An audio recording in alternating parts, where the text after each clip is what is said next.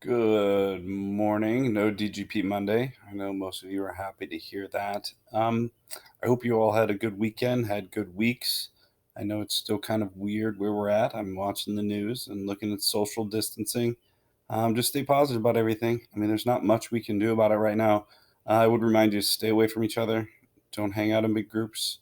Um, Missouri's just starting to feel the impact of everything. If you haven't been watching the news, um, that's one of the things they keep saying is that it's still coming for us. So just bear down, be comfortable, spend a little bit of time reading, writing, and a lot of time with family. If you need to take time away from them, do so. So here's where we're at as far as Monday is concerned. You guys should have finished up life before the war, at least your initial evidence. Okay, when I say finished up, I mean just get something turned in so I can look at it. I know that you have an idea of what you're doing, that you're comfortable with what we're looking at. But the reality of it is, this is going to be an ongoing process. Research is not something that's over in just a couple of days. Okay, let me repeat that. Research is not going to be over in a couple of days. I also don't expect you to bear down and read for 4 and 5 hours at a time. It's not healthy to do either. So take your time, pace this out, do an hour or so a day, and you'll get what you need. Okay. So in this new part, what we're looking at, you can read the instructions, but I'm going to go right through it. Students will research evidence for when war starts. Sorry, typo there. When the war starts. Remember, we're looking at World War II. I'll put that in there just in case some of you have forgotten, okay, that we're looking at World War II. The initial impact on the survivor and the family. This paragraph should also include some of the details of the war itself, why it occurred, what was the reason for such actions in the survivor's country, because it's going to be different for everybody.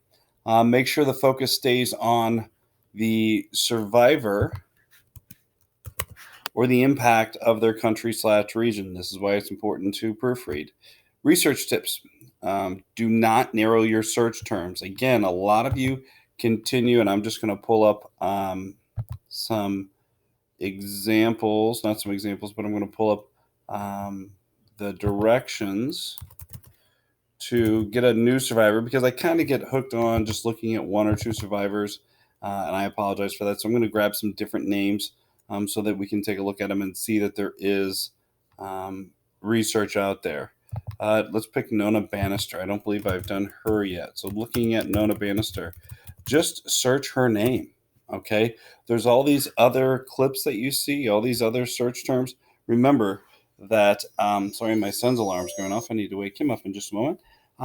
But remember that there's all kinds of ways you can narrow down your search. You don't want to narrow it down to begin with. Just look up Noah Bannister and start reading something about her. Okay. Again, Wikipedia is not a great resource. It's not a great resource other than you can scroll down and use their references. Go and find the information yourself. A lot of you are saying, I can't find anything. I can't find anything. Newspapers.com, New York Journal of Books, WorldCat, the Commercial Appeal, archive from the original. It even gives you the place to go and find it.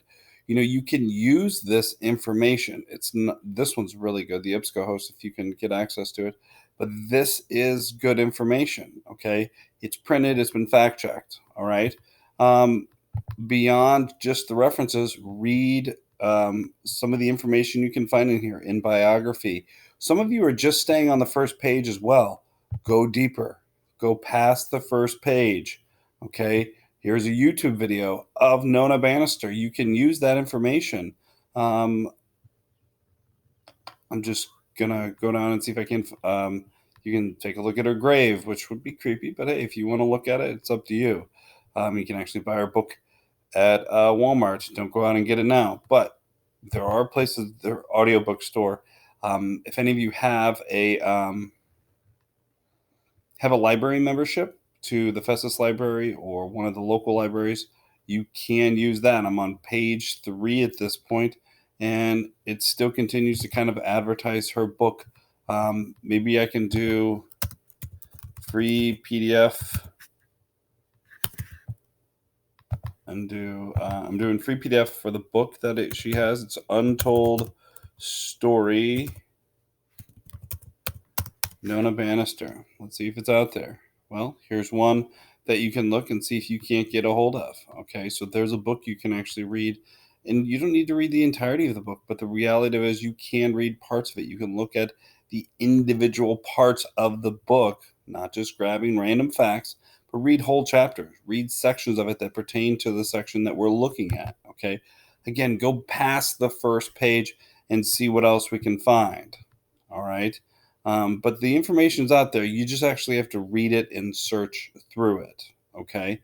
Um, if you want to, you can also click on news once you've searched their name and see if their name doesn't pop up in the news.